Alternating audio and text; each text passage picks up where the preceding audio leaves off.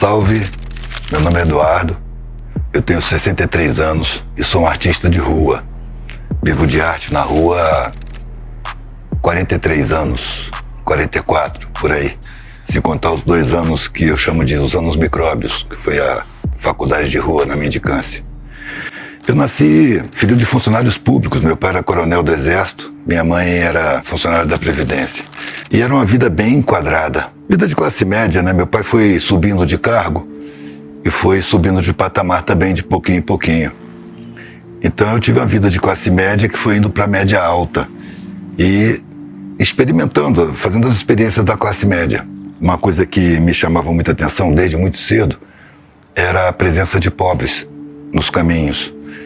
Eu morei na Tijuca por 2 anos e atrás da minha rua tinha uma favela. De vez em quando eu jogava bola num campinho que tinha na beira da favela. E eu me dava muito bem com os meninos, mas eu percebia diferenças que eu levava para dentro de casa e perguntava. Como eu perguntava também, por que tem mendigo na rua? Por que pobre está sempre servindo a gente? Por que a gente tem empregada? Por que as pessoas são tão pobres na favela? Eu lembro que uma vez minha mãe fez uma promessa e foi levar pão para a favela e eu fiquei horrorizado. E era terra, a favela era pior do que é hoje até. Tinha menos gente, tinha até gente que criava porco, galinha, talvez ainda tenha. Não era tão aglomerado, mas era vala negra, as casas eram rachadas, era de estuque, tinha meninos barrigudos, cheios de verminose, com os braços fininhos e catarro escorrendo. E eu me lembro de ter olhado no olho de um menino da minha idade e sair dali perturbado, perguntando para minha mãe. Mas logo eu percebi que os adultos não gostavam desse tipo de questão, né? Dão aquelas respostas que não respondem. Sempre foi assim, sempre vai ser, isso não é problema seu, trata da sua vida. E aquilo me incomodava. Meus amigos, meus conhecidos, o meu meio social, parecia que ninguém nem reparava. Mas eu prestava atenção e eu sentia que isso me tornava um pouco esquisito. Então eu evitava falar, mas nunca deixava de prestar atenção. Uma vez eu perguntei para minha mãe, por que eles não têm uma vida assim que nem a nossa? E ela me acusou de estar desrespeitando meu pai, desprezando meu pai, que se esforçava muito para me dar aquele patamar de vida e tal. Ou seja, era para não perguntar.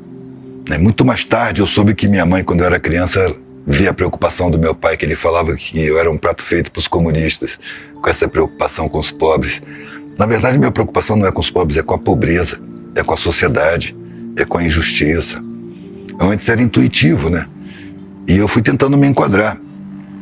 Calei essas questões porque incomodavam, eu não queria incomodar, mas elas ficavam dentro de mim. Fiz um concurso para o Banco do Brasil com 15 anos de idade e passei 10 meses e tive em 3 sessões, fui transferido 3 vezes e fui vendo os mais velhos e fui vendo como eu não queria ser, como eram os valores lá dentro, era só dinheiro, compra, patrimônio, carro, investimento e não me parecia suficiente para querer da vida. No dia que alguém falou comigo, você tá feito, cara, sua vida tá aqui dentro, você vai viver o resto da vida dentro do Banco do Brasil, eu pedi demissão. Não foi a primeira vez que me chamaram de maluco. Aliás, demoraram para me dar demissão. Porque o gerente achou que eu estava desequilibrado e me deu 15 dias. Eu passei os 15 dias em casa, brincando, andando de bicicleta, jogando bola, indo para a escola. E voltei. E quando eu voltei no subgerente e pedi de novo a demissão. Aí ele me deu mais 1 semana. Falou, vou te dar mais 1 semana para você ir no psiquiatra, agora vai mesmo, hein? Cheguei lá, ele olhou para mim. Falou, Eduardo, o que você está fazendo aqui? Falei, não, eu vim pedir um atestado de sanidade mental. Falou, por quê? Falei, porque eu pedi demissão e o subgerente não está acreditando que eu estou bom da cabeça. Falou, por que você pediu demissão? Aí eu expliquei para ele que não fazia sentido, que eu queria alguma coisa a mais da vida, que o banco estava me deprimindo, que as pessoas tinham projetos que me pareciam sem sentido, tinham valores que me pareciam pequenos, interesses que não me interessavam. E ele falou assim, olha, tudo certo. Não estranhe que todo mundo vai achar que você é louco. Você está pensando fora do padrão. O que você quer de mim? Eu falei, um atestado de sanidade mental. Ele me deu o atestado. Eu voltei para o banco, entreguei para o gerente, pedi demissão. E ele ainda queria me dar mais uma licença. Falou, você ainda vai me agradecer. seu futuro está aqui dentro. Aí eu olhei para ele, já estava já cansado, queria que ele me largasse. Apontei para ele mesmo, falei assim, esse futuro aí, prefiro a morte. Aí ele entendeu e com raiva assinou minha demissão e fui embora. E eu comecei a pensar, o que eu ia fazer da vida? Eu estava com 15 anos. Eu ia pensando, angustiado, o que fazer para satisfazer a família, né? De repente me deu uma luz, eu vou ser militar, claro.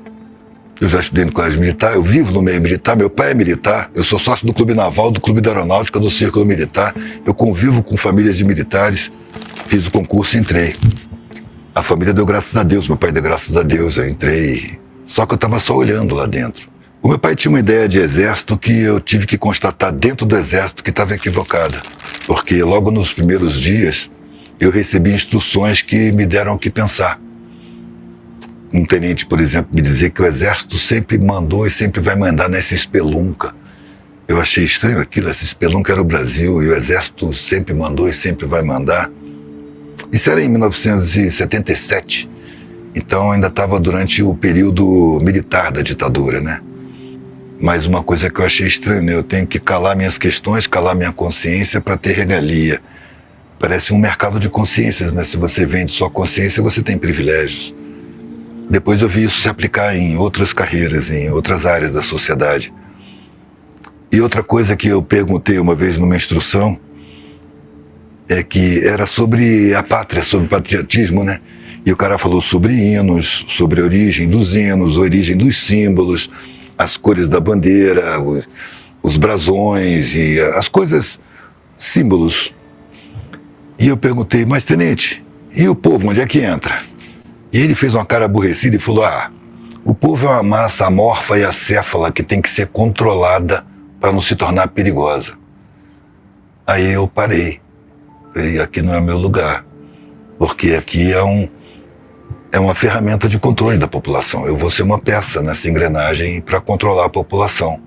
A partir dali eu já não queria mais ficar. Ali o problema já era a família. Que todo mundo estava certo de que eu iria ser militar como meu pai. Tá na carreira do pai dele, todo mundo já esperava, filho de peixe, peixinho é. E eu já sabia que eu não queria ser militar. E eu não tinha coragem de falar. E fui seguindo até adoecer. Eu sentia repulsa, comecei a reparar na hierarquia, comecei a perceber como as pessoas estavam ali coagidas. Aí tive uma doença que ninguém descobriu o que era, um caroço no pescoço, fiquei cego de um olho, só vendo nuances com o outro olho. Fiquei 3 meses na enfermaria, ninguém descobriu o que era. Aí minha mãe arrumou um outro médico, pelo INPS na época, um cara civil, vocacionado, dava para ver no olhar, que mandou eu sentar e começou a perguntar da minha vida. Eu falei que não queria seguir carreira militar e que estava lá dentro para não magoar a família. E ele fez algumas perguntas e concluiu simplesmente, isso aí é angústia. Você parou de metabolizar iodo. Aí pegou na prateleira um remedinho e falou, toma isso aqui de manhã, na hora do almoço e à noite.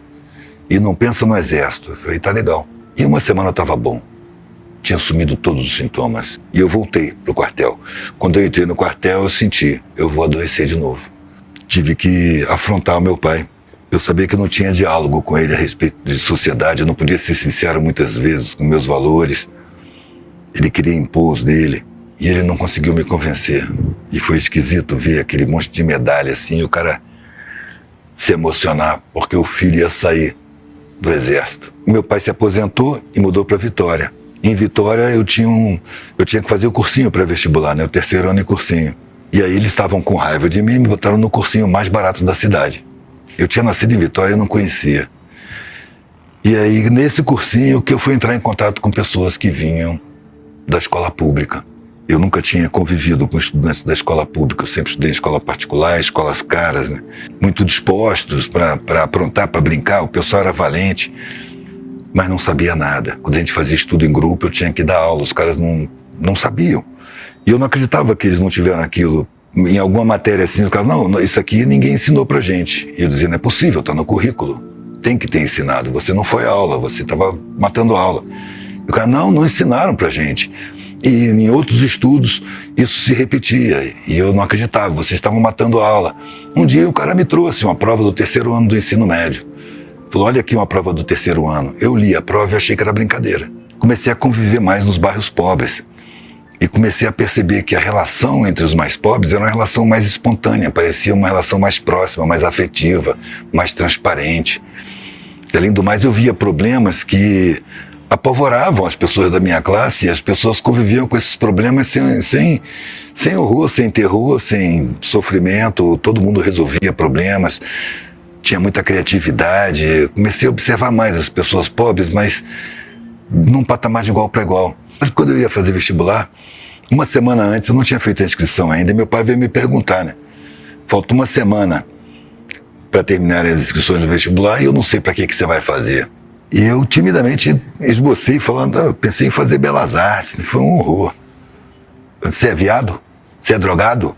Você é vagabundo? Você não quer trabalhar? Qual é o seu problema? A arte é hobby, a arte não é trabalho de verdade, a arte não é profissão, tem que fazer uma profissão séria.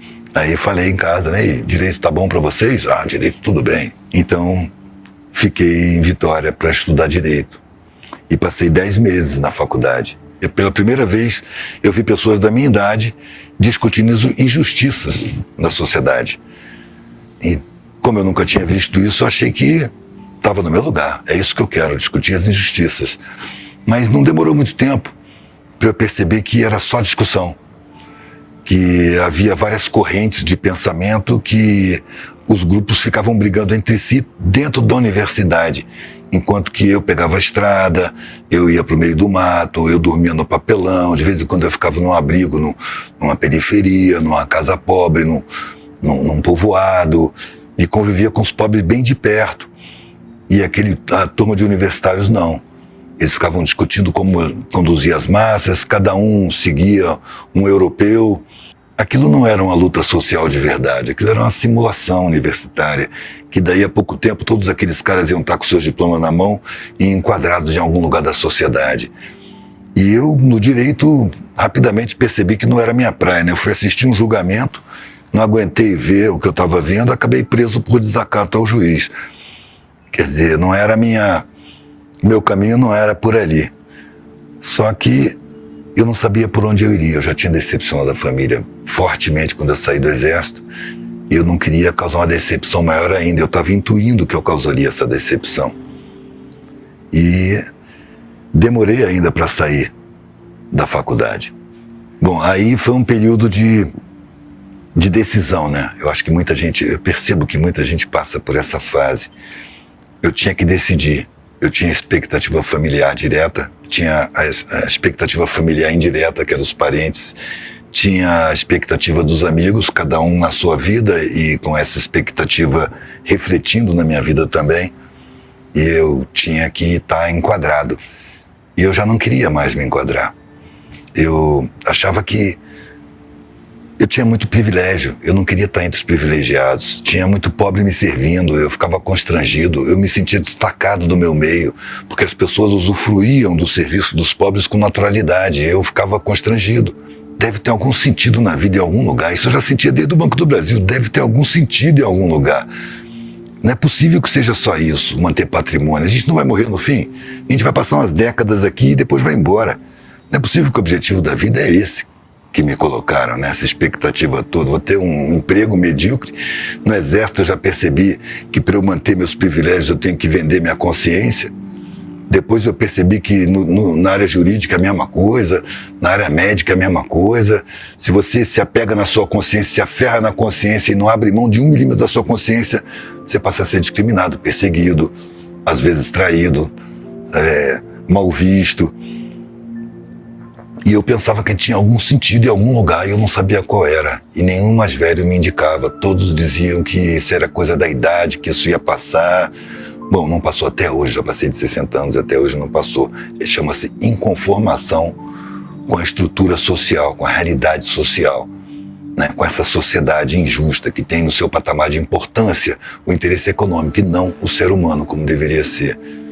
Mas isso eu formulei depois, na época era só intuição.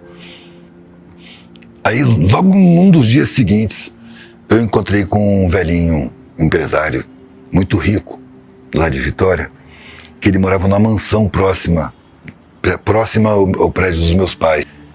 Mas nesse dia eu estava saindo do prédio para ir para a universidade e ele estava sozinho com a enfermeira. E eu não sei o que deu nele. Ele falou: menino, senta aqui. Com a tal autoridade que eu sentei. E ele me falou durante uma meia hora. Resumindo assim, eu posso dizer assim: olha, pelo que eu me lembro, né? Eu fiz da minha vida tudo o que me disseram para fazer. Eu fiz o que os mais velhos disseram para fazer.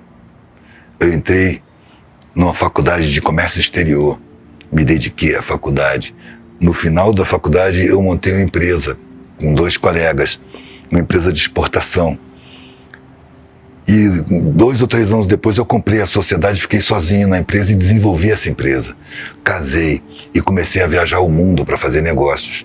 Então eu viajei para a África, eu viajei para a Ásia, para vários países, viajei para a Europa, viajei para os Estados Unidos, para a América Latina, sempre fazendo negócio, o tempo passando e eu não percebendo, a empresa crescendo, cada vez mais trabalho, cada vez aumentando mais, de vento em popa, debaixo de muito elogio, o patrimônio aumentando, mas meus filhos estavam crescendo. De vez em quando eu percebia que meus filhos estavam crescendo e eu não estava convivendo com eles. Isso me dava um certo incômodo, uma certa culpa, mas eu me convencia de que eu estava trabalhando por eles, que a empresa seria o patrimônio que eu ia deixar para eles.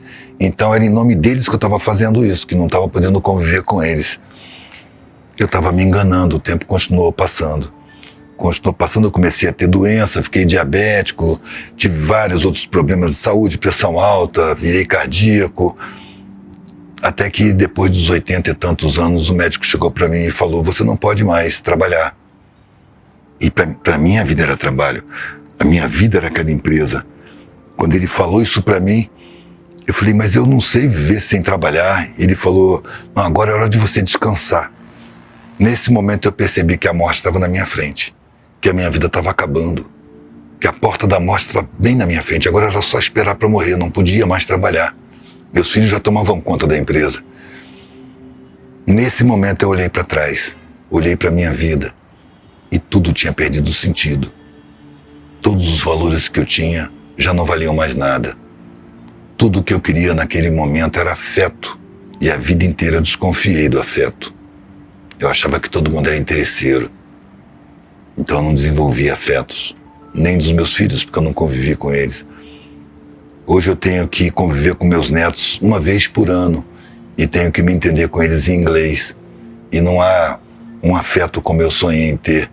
Eu não dei valor a isso. A sensação que eu tenho é que mentiram para mim lá no começo da minha vida. E eu passei a vida inteira correndo atrás de mentira.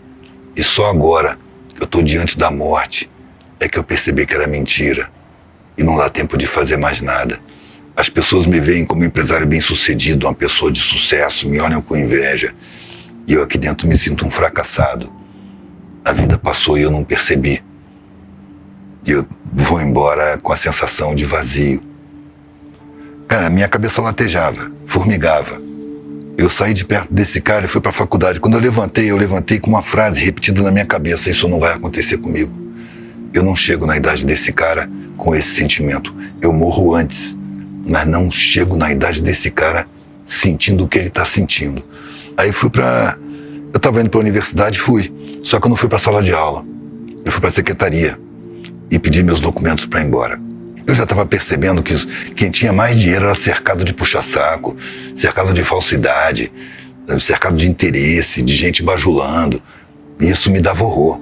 Eu queria saber o que era a vida. Eu queria entender a língua dos mais pobres. Eu percebia que os mais pobres eram mais felizes, tinham menos medo. Então, foi o que eu disse ao meu pai. Eu quero experimentar o que é não ter nada por um tempo. Eu peguei meus documentos e levei para o meu pai, né? Como quem vai pagar uma dívida. Ele tinha se aposentado do Exército, mas estava trabalhando na Excelsa, que é a subsidiária capixaba da Eletrobras. Passou lá 3 anos.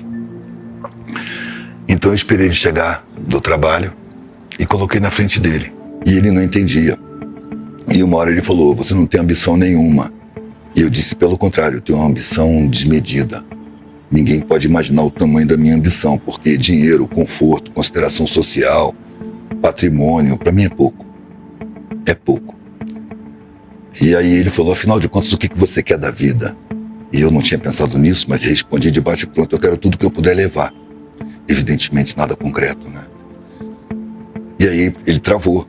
Ele tomou um susto, ele não esperava essa resposta. Ele travou, pensou, baixou o tom e falou assim: você precisa de ajuda. Você não está bem. Vai num psicólogo. Você está desequilibrado. E eu falei: eu acho que eu não preciso de um psicólogo.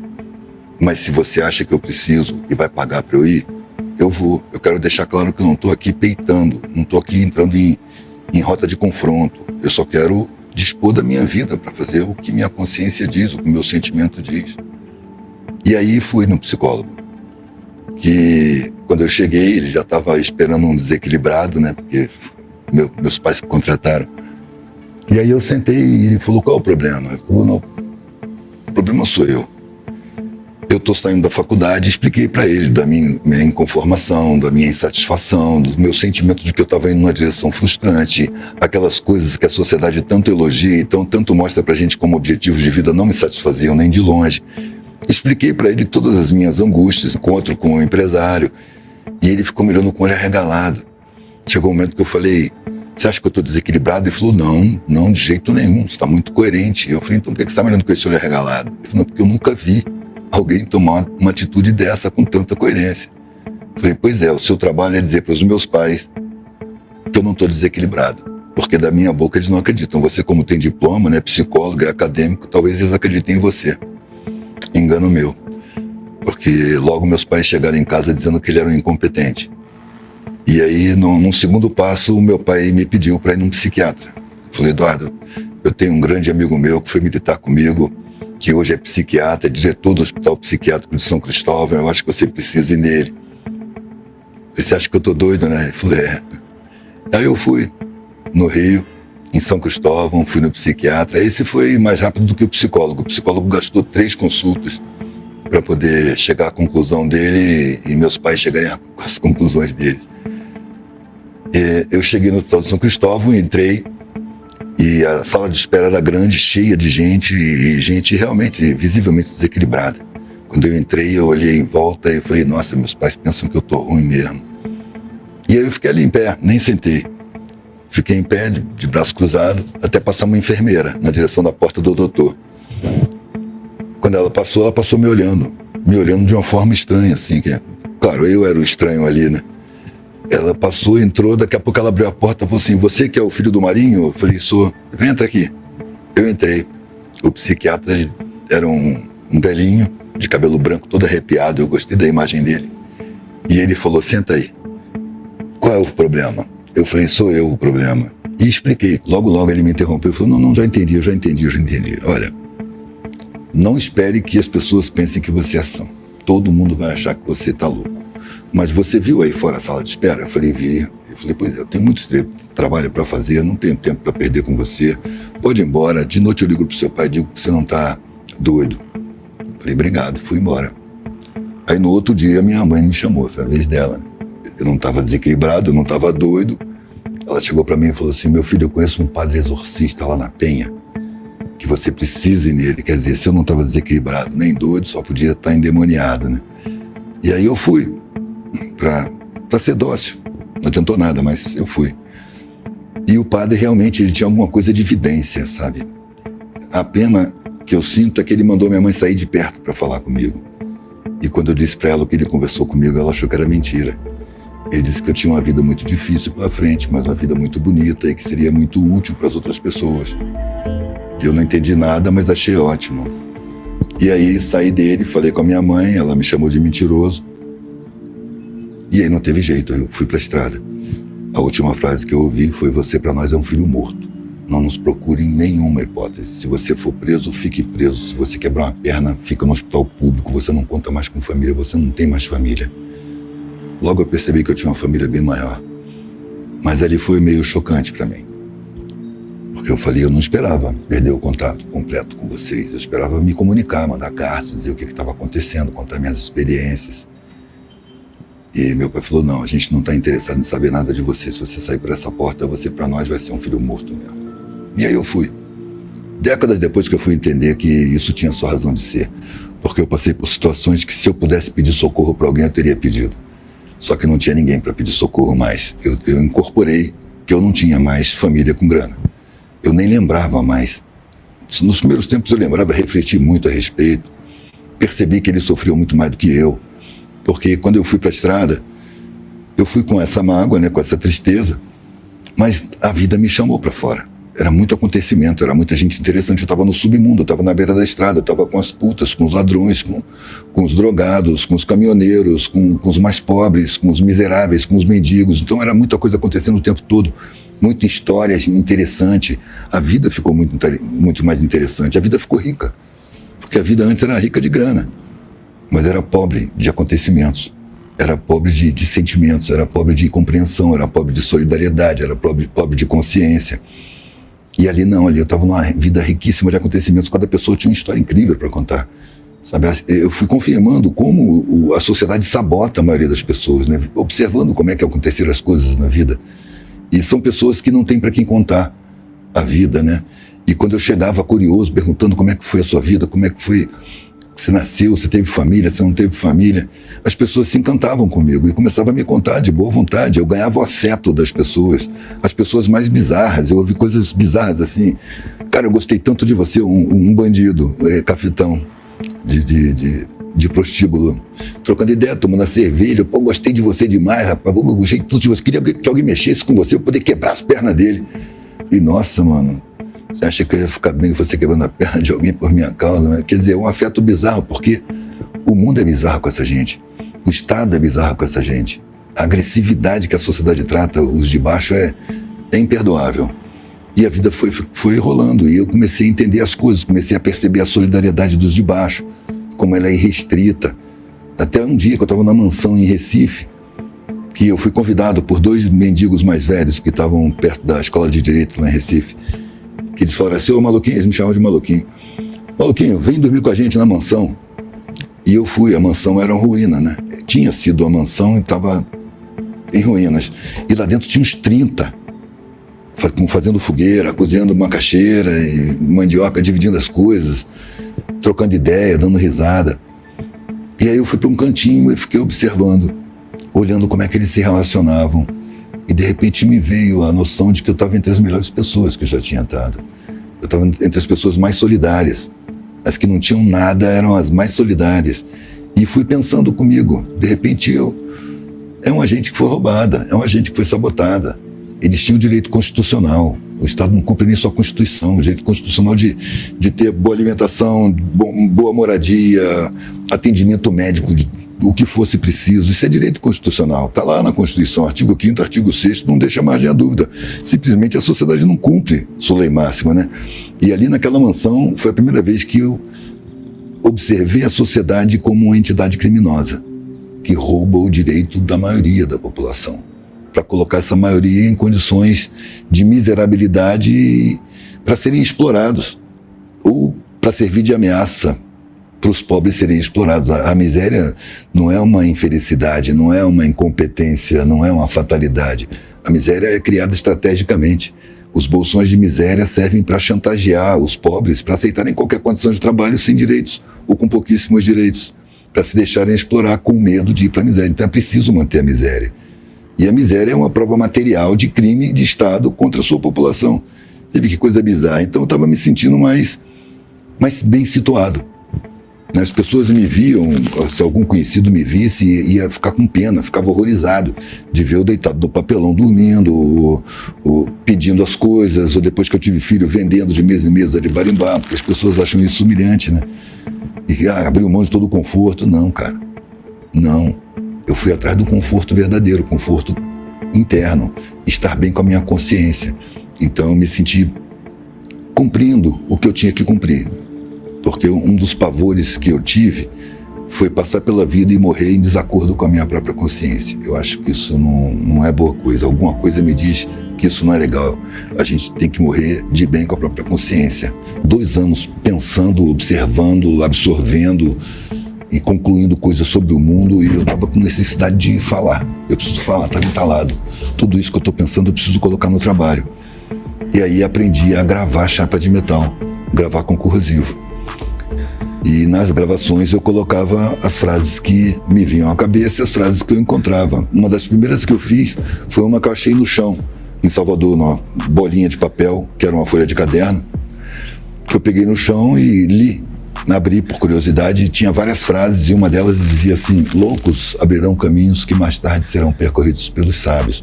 Eu me identifiquei de imediato, porque eu fui chamado de louco quando eu quis entrar no Banco do Brasil, eu fui chamado de louco quando eu pedi demissão do Banco do Brasil, eu fui chamado de louco quando eu fiz concurso para o Exército, eu fui chamado de louco quando eu saí do Exército, quando eu pedi demissão do Exército, e eu fui chamado de louco quando eu larguei a faculdade. Então, essa frase bateu muito comigo e me incentivou a procurar uma maneira de botar no metal e fazer o artesanato falando, botar ideias. E aí acabei aprendendo e comecei a colocar, misturado lá nos brinquinhos, nas pulseiras, eu botava um brochinho ou outro que eu tinha que fazer de forma bem tosca, não tinha maçarico, eu tinha que improvisar tudo. E comecei a botar minha visão de mundo, minha opinião, questões, propostas, ironias, deboches, reflexões, tudo no trabalho, para dizer para o mundo o que eu estava sentindo.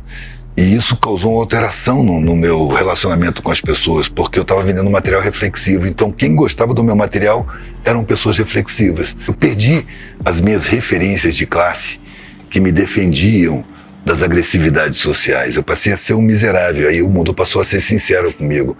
E isso que me chamou a atenção. Porque antes eu vivia uma vida falsa, uma vida fabricada, uma vida protegida. Uma vida onde todo mundo estava preocupado com o meu bem-estar, todo mundo me amava, todo mundo era meu amigo, todo mundo estava preocupado comigo.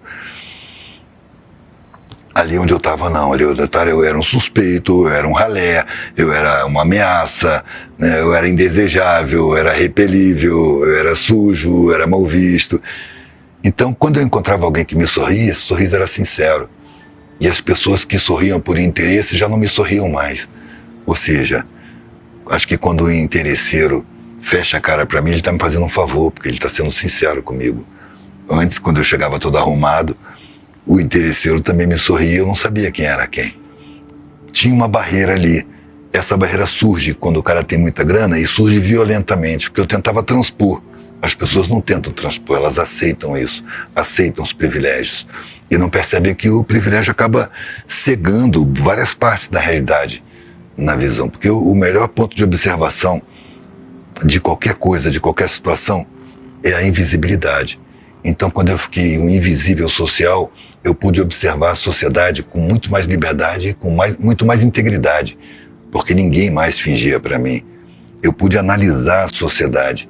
Uma das coisas que me chamou a atenção foi a quantidade de repetições de pessoas que tinham muita grana dizendo para mim: cara, era para eu estar feliz, era para eu estar satisfeito da vida, eu tenho o maior patrimônio da minha família, eu sou admirado, e no entanto eu tenho um vazio no peito, eu tenho uma angústia, uma carência de alguma coisa que eu não sei o que é.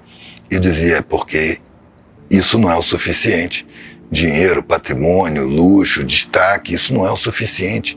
É pouco para querer da vida. Porque eu acho que as coisas mais importantes que a gente tem para tirar da vida, elas são abstratas. É o afeto, é a formação de consciência, é a troca com o mundo, é a utilidade coletiva, ser útil com os demais, ter criatividade. Essa é o abstrato.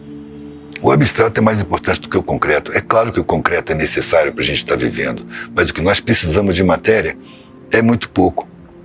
Eu saía vendendo minhas reflexões, minhas questões, e isso foram 40 anos, né? Durante 30 anos, mais de 30 anos, eu fazia isso, e as exceções que eu encontrava gostavam muito. A maioria dava desprezo, e o desprezo nunca me incomodou, nunca me diminuiu em nada.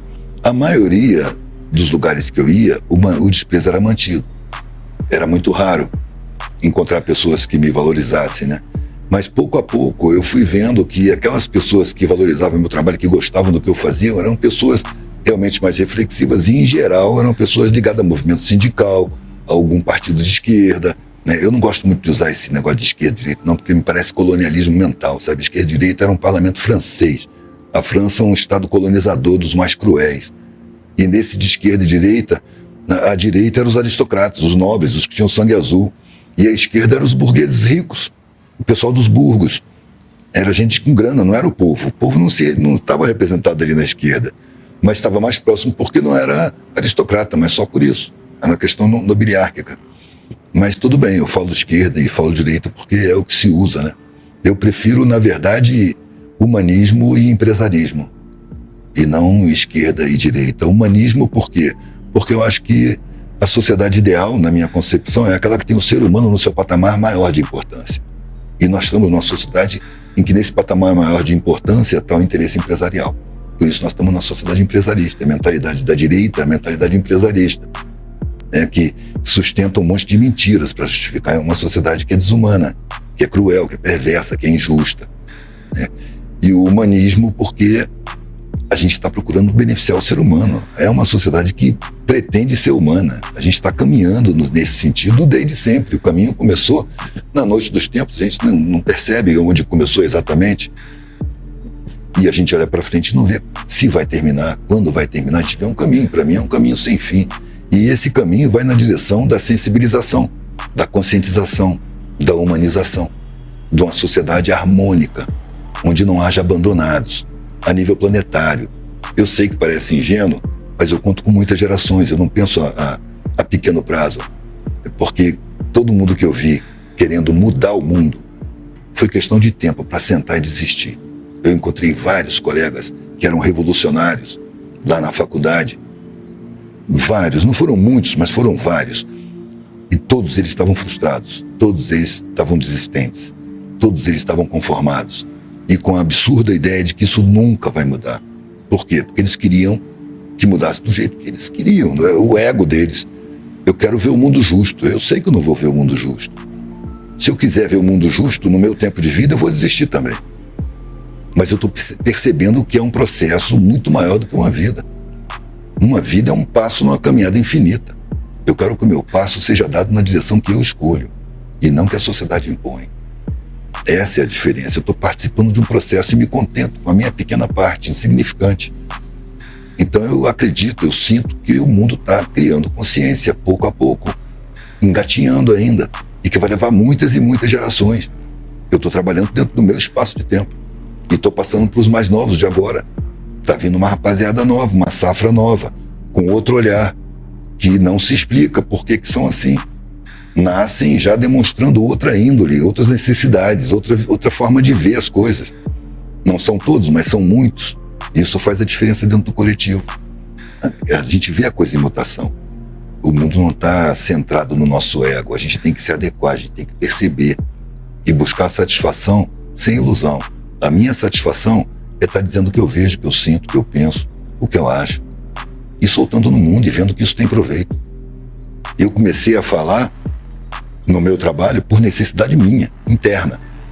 Passaram-se os anos, muitos anos, acho que uns 20 pelo menos, até eu encontrar uma pessoa em Saquarema que me reconheceu, olhou para o meu trabalho e olhou para mim e falou: cara, eu te conheço. Eu comprei um trabalho desse aqui lá em Salvador tem uns 20 anos, cara. Você parou na mesa, trocou uma ideia com a gente e depois daquele papo que eu tomei um monte de decisões na minha vida, cara. E eu era doido para te encontrar, para te agradecer. Aí eu vi que o meu trabalho estava tendo uma função coletiva. Não era só para me satisfazer. Estava funcionando no meio da coletividade. Eu falei para ele: compadre, você usa o meu trabalho para refletir sobre a sua vida. Você toma decisões e melhora o seu nível de vida, a sua qualidade de vida, o seu sentimento em estar vivo. Ainda vem me agradecer. Eu que agradeço a você, mano, porque isso dá sentido à minha vida.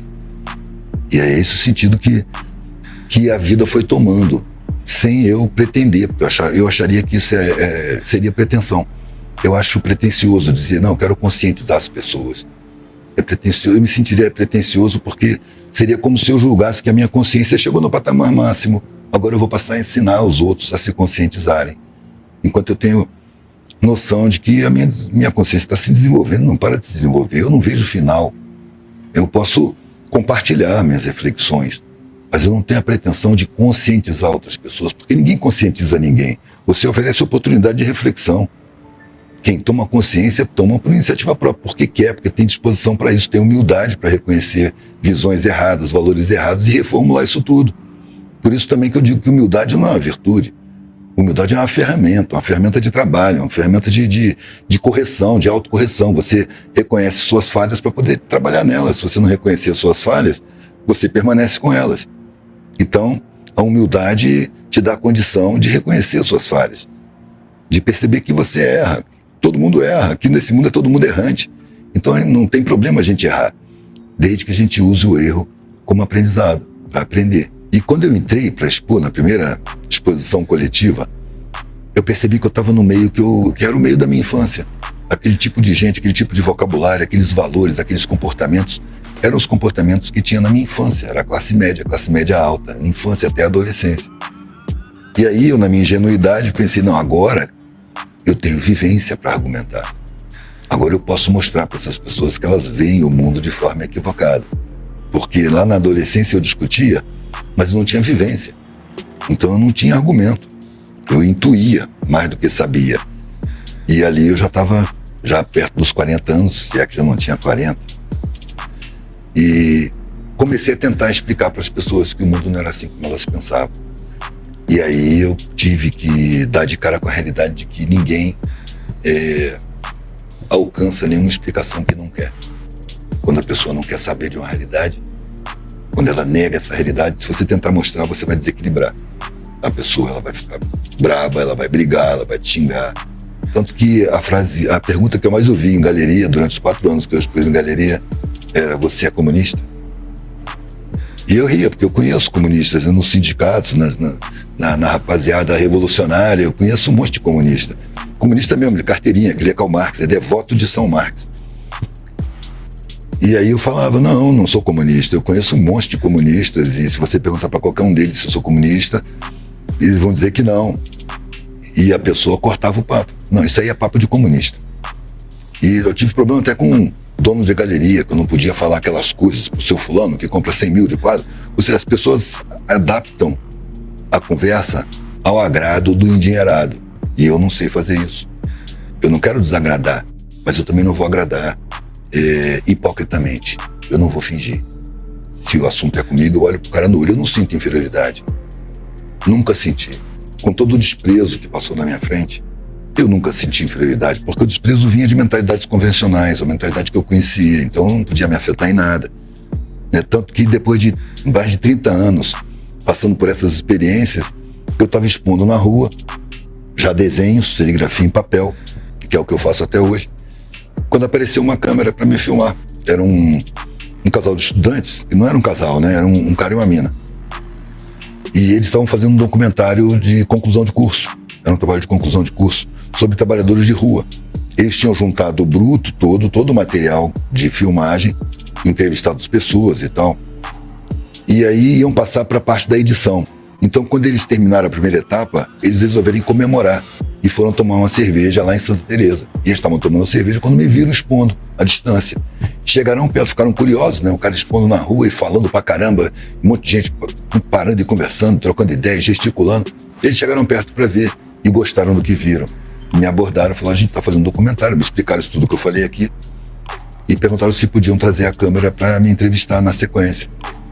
Eu falei: claro, se é para tratar dos meus assuntos, tá tranquilo, com câmera ou sem câmera, eu trato disso o tempo todo mesmo. E aí eles vieram e filmaram. Garantido para mim é a morte. Eu não quero ter vergonha da minha vida. Eu vou passar por aqui e vou sair. Eu não quero que minha vida seja usada para manutenção desse estado da sociedade. Eu não concordo com isso. Não sei o que eu vou fazer, mas sei o que eu não vou fazer. Eu não sabia o que era internet, não tinha computador, acho que eu não tinha nem celular. O primeiro celular foi minha filha, que morava nos Estados Unidos, que me deu. Achou um absurdo eu não ter um celular e me deu. Mas nessa época eu era totalmente analfabeto, né? Não que eu seja muito letrado em internet hoje, mas naquela época eu era completamente analfabeto. E aí os caras gravaram, botaram no YouTube, a coisa começou a voar. Aí veio um outro cara com uma câmera, filmou e botou filósofo de rua. Eu tava já aparecendo nas redes, não tava nem sabendo. Comecei a encontrar gente que já tinha, eu vi você falando e tal. E dentro de onde eu tinha nascido, eu ia ter muito conforto, muita facilidade, ia ter muita regalia, mas não ia ter satisfação. Eu não ia estar satisfeito comigo mesmo, com a minha consciência. Porque eu tinha dentro de mim um sentimento muito forte de que a vida tem alguma coisa maior do que patrimônio, riqueza, estruturação externa. E era isso que eu queria buscar. E eu acabei encontrando sem querer. Porque não foi assim, achei o sentido da minha vida, não, simplesmente desapareceu aquele sentimento de falta de sentido. Desapareceu, porque a vida ficou interessante, ficou cheia de riquezas, mas riquezas dessas que a gente pode distribuir, que não diminui. E é isso, o valor está não só na percepção da ideia, mas na absorção dela e da colocação em prática. Porque para mim a coisa só tem valor se tem sentido prático, se resulta na prática cotidiana do dia a dia, no relacionamento com as pessoas, nos valores, nos objetivos de vida, nos comportamentos, né? Só tem valor assim. Então é isso, bom proveito e um grande abraço para todo mundo.